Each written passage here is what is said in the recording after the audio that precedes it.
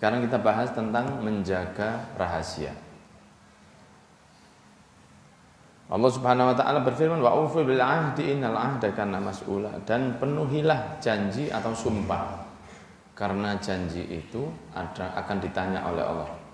Ya, sumpah itu akan ditanya, janji itu akan ditanya. Kalau sudah berjanji, maka akan ditanya oleh Allah, bagaimana kamu dulu berjanji?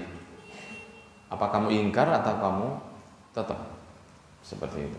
Dari sahabat Abu Sa'id Al-Khudri radhiyallahu anhu qala, beliau mengatakan bahwa Nabi Muhammad SAW bersabda, sesungguhnya dari sifat seburuk-buruk manusia di hari kiamat itu adalah orang yang suka membuka rahasia antara dia dengan istrinya ke orang lain.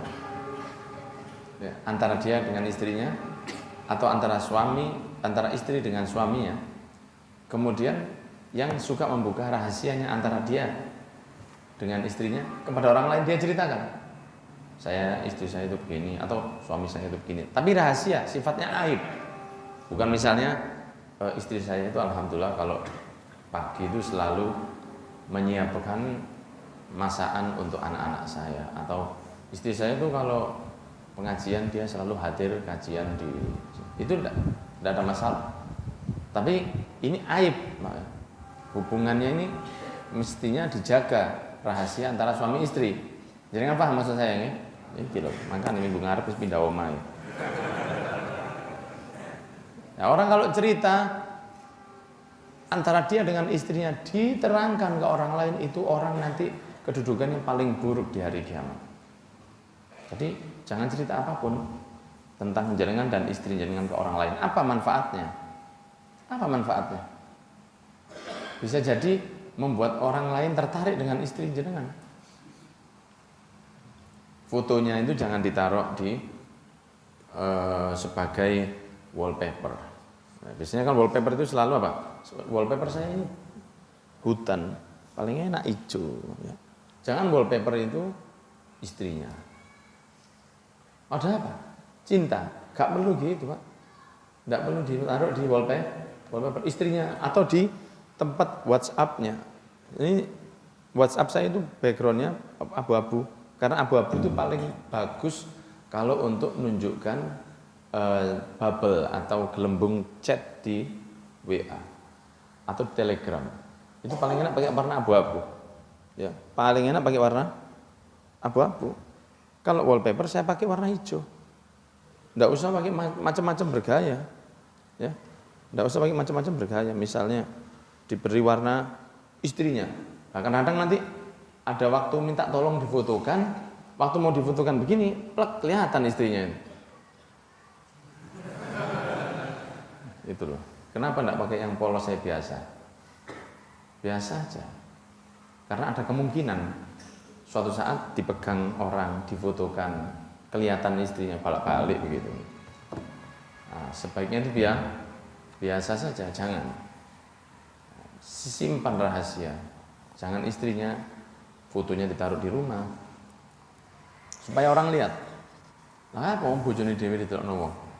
Itu kan istri saya. Jadi jangan dibuka kelemahan istrinya. Anu Mas, bojoku iki Mas. Uyeng-uyeng iki sampai gulu kan. Buat apa diceritakan? Wis diam saja. Ya. Kemudian yang kedua dari sahabat Abdullah bin Umar. Ini ada satu kisah, ya. Hadis ini sudah ada satu kisah. Jadi saya tidak perinci artinya ya, saya langsung saja karena insya Allah jenengan sudah akan mendapat manfaat dari bacaan itu, sudah jangan khawatir. Ya bukan yang nerangkan yang bawa manfaat, yang dengarkan hadisnya Rasul itu sudah luar biasa. Walhasil intinya itu begini ceritanya dari hadis yang kedua itu begini. Sahabat Abdullah bin Umar itu datang untuk memberitahu ke sahabat Utsman bin Affan. Ya, karena sahabat Utsman bin Affan kan temannya ayahnya. Maka disampaikan, istri kakak saya itu Hafsah itu mau enggak kamu nikah sama kakak saya? Begitu. Sahabat Utsman bin Affan mengatakan, Saya akan saya pikirkan nanti kalau nikahi saudaramu yang bernama Hafsah. Kemudian besoknya dikasih tahu, ya. Kemudian dia mengatakan, kayaknya saya belum siap. Kayaknya saya, mohon maaf, saya kayaknya tidak berani. Oh iya, berangkat lagi kah sahabat Abu Bakar As-Siddiq? Sahabat Abu Bakar, iya. Saya mau ngomong, mungkin monggo. Kakak saya itu mungkin sampai mau nikahi kakak saya. Ya wis nanti apa ya? Diam, sahabat Abu Bakar. Fasoma, diam. Tidak jawab. Tidak ada berita, tidak ada kabar, tidak ada jawaban. Diam. Lalu tahu dilamar sama Nabi Muhammad SAW. Hafsah ini tadi, kan istrinya Rasulullah, Hafsah. Dilamar oleh Rasulullah SAW. Setelah dilamar, baru sahabat Abu Bakar ngomong sahabat Abdullah bin Umar. La'allaka wajadta, sepertinya kamu agak tersinggung karena saya nolak tawaranmu untuk nikahi saudaramu perempuan. Kan kalau ada seorang nawarkan kakaknya ke orang, terus tidak diberi jawaban, kan pasti ada kecewa, Pak. Kalau tidak mau ya dikasih jawab. Maka dia mengatakan, kayaknya kamu mungkin agak tersinggung karena saya tidak ngasih jawaban kepadamu. Karena saya tahu Rasulullah itu sudah mau ngelamar Hafsah.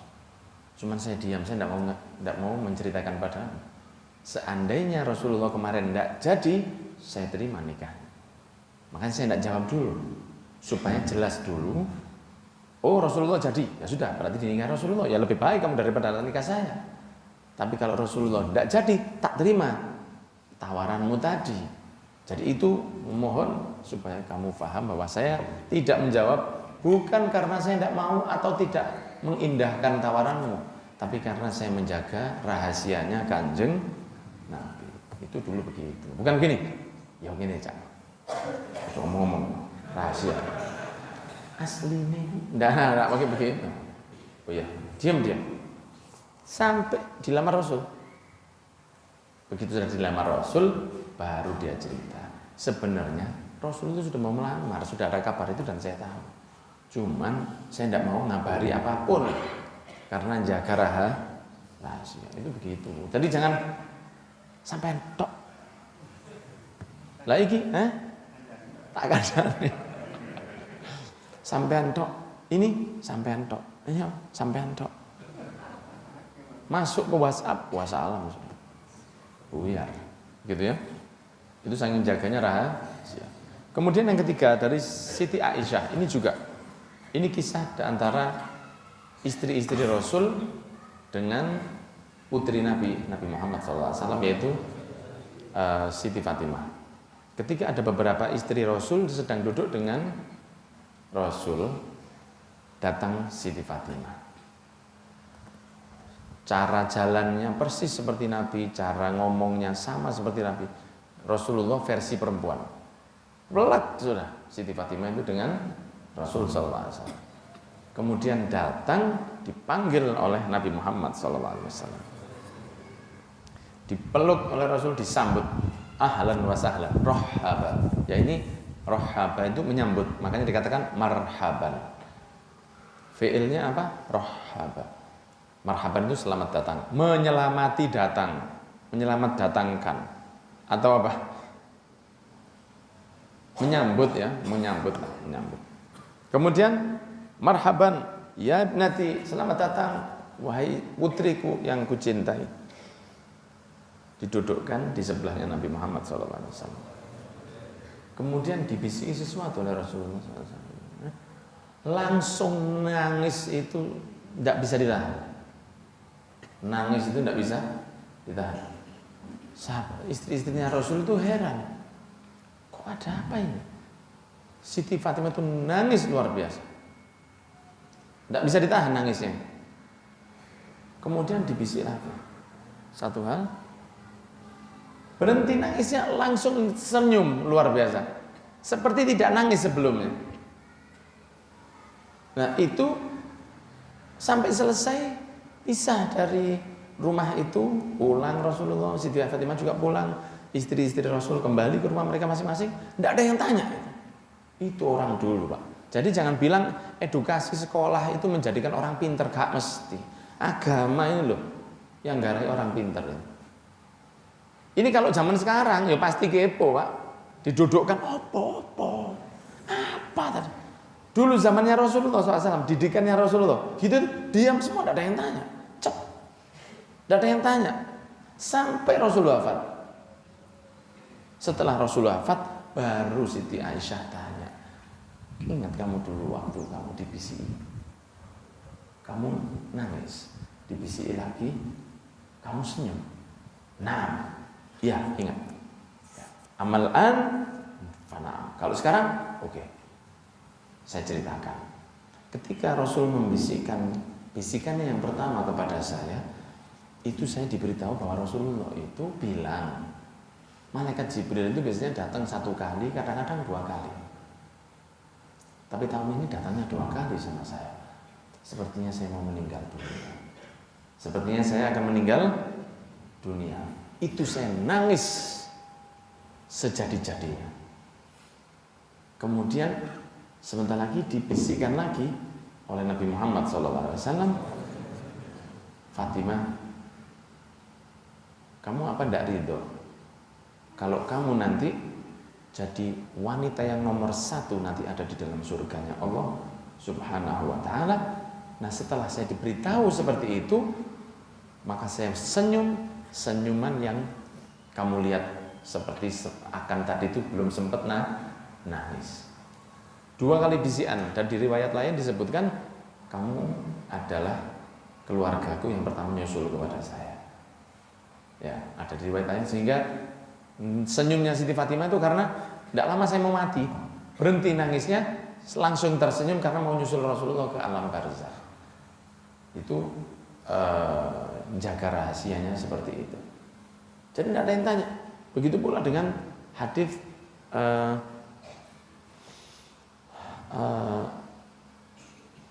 alimni anil Allah, akhbirni anil iman, akhbirni anil Islam, akhbirni anil ihsan, mata sa'ah. Itu kan pertanyaannya malaikat Jibril datang ke Rasulullah SAW. Satu orang datang kepada Nabi Muhammad, rambutnya hitam, wajahnya ganteng, bajunya putih bersih, tidak ada bekas perjalanan. Dan tidak ada yang tahu sahabatnya Nabi, karena Mekah itu kan tidak terlalu besar. Jadi kalau warga setempat Wakamsi, warga kampung sini, itu orang tahu Wakamsi. Jadi kalau warga kampung aja mereka kenal. Kalau pendatang itu mereka mesti tahu. Biasanya pendatang itu rambutnya kotor, bajunya kucel, badannya lemes. Ini enggak. Wajahnya cerah, badannya tegap, bajunya putih, rambutnya hitam. Tidak seperti orang yang baru dari perjalanan. Duduk ke Nabi Muhammad, langsung maju ke depan, nempel lututnya ke lututnya Rasul. Kemudian Rasul langsung menghadap padanya. Dia mengatakan, wahai Nabi Muhammad, beritahu saya tentang iman. Dijawab oleh Rasul. Itu dibenarkan sama dia. Sodaqta, kamu benar. Beritahu saya tentang ihsan. Beritahu saya tentang iman, tentang Islam. Iman, Islam, ihsan. Disuruh tanya, disuruh jawab Rasulullah. Dijawab oleh Kanjeng Nabi. Dia setelah jawab, dia mengatakan, kamu benar. Sahabat-sahabat bingung, siapa ini? Yas'alhu wa yusaddiquhu, benar, nanyai dan benarkan. Itu setelah orang itu selesai, malaikat Jibril yang menyerupa wujudnya seperti manusia, ya, bukan wujudnya yang asli, menyerupa seperti manusia tadi. Setelah tanya, dia tanya kapan kiamat. Yang ditanya tidak lebih tahu dari yang tanya. Kalau gitu berikan tahu saya tanda-tandanya. Akan orang rebutan bangun tinggi-tinggian bangunan, kemudian dan macam-macam, kemudian oke. Diri dia langsung balik keluar. Itu tidak ada yang tanya sama Nabi Muhammad SAW. Diam semua. Tidak ada yang gini, sinten Kanjeng Nabi. Tidak ada. Jadi mind your own business itu nemen dari zamannya Rasulullah SAW. Urusi dirimu sendiri itu mulai zamannya Rasul. Sahabat itu semua begitu. Tidak perlu degree, tidak perlu S2, S3, S10, S25. Tidak perlu itu semua. ajarannya Nabi Muhammad SAW. Kalau bukan urusanmu jangan banyak tanya. Diam aja. Setelah 3 hari Rasulullah tanya ke Sayyidina Umar bin Khattab. Umar bin Khattab, iya ya Rasulullah, siapa kemarin yang datang sama saya? Tidak tahu ya Rasulullah, kita tidak berani mau tanya. Ya itu malaikat Jibril ngajari kamu agama. Oh malaikat Jibril, ini. Tapi selama 3 hari itu mereka diam semua. Tidak ada yang tanya dan tidak ada yang ribut di antara mereka. Semua itu diam. Ya muridnya Kanjeng Nabi. Oh ya mohon maaf saja. Ini ilmu tidak banyak orang bisa pahami lewat edukasi biasa. Islam yang ngajari seperti ini. Jangan ngurusi orang lain. Ya, jadi hadis yang ketiga ini menceritakan bagaimana Siti Fatimah itu menjaga, dan di dalam riwayat itu 6 bulan Rasulullah antara wafatnya Rasulullah dengan Sayyidatina Fatimah Az-Zahra itu jaraknya 6 bulan. Tidak diceritakan oleh Siti Fatimah sejak dia diceritakan Rasul nangis sampai Rasul wafat. Tidak diceritakan, diam seperti itu. Ya, saking pinternya jaga rahasia. Yang terakhir, yang keempat, dari sahabat Thabit menceritakan dari sahabat Anas bahwa ketika sahabat Anas itu masih kecil dulu, itu menjadi pembantunya Rasul. Dia kerja, kemudian ketika istirahat, ya dia main sama anak-anak. Sahabat masih kecil dia, 9 tahun, 10 tahun dia ikut sama Nabi. Usia 9 tahun itu ikut sama Rasul, dipanggil sama Rasul. Wahai Anas, ya dikatakan, tolong begini. Ya. Kemudian sampai akhirnya dia telat pulang ke rumahnya, karena dia tidur di rumahnya ibunya. Tidak tidur di rumahnya Rasul, dia tidur di rumahnya ibunya. Ibunya tanya, kamu kok terlambat? Dari mana kamu kok pulangmu terlambat? Sahabat Anas mengatakan, saya disuruh Rasulullah. Ini anak umur 9 tahun. Saya disuruh Rasulullah, Bu. Ada satu keperluannya Nabi Muhammad SAW. Dan saya tidak mau cerita itu apa. Kata ibunya, bagus nak, jangan kamu ceritakan apapun. Gitu jangan. Itu urusanmu sama Nabi, bukan urusan orang untuk dikonsumsi publik.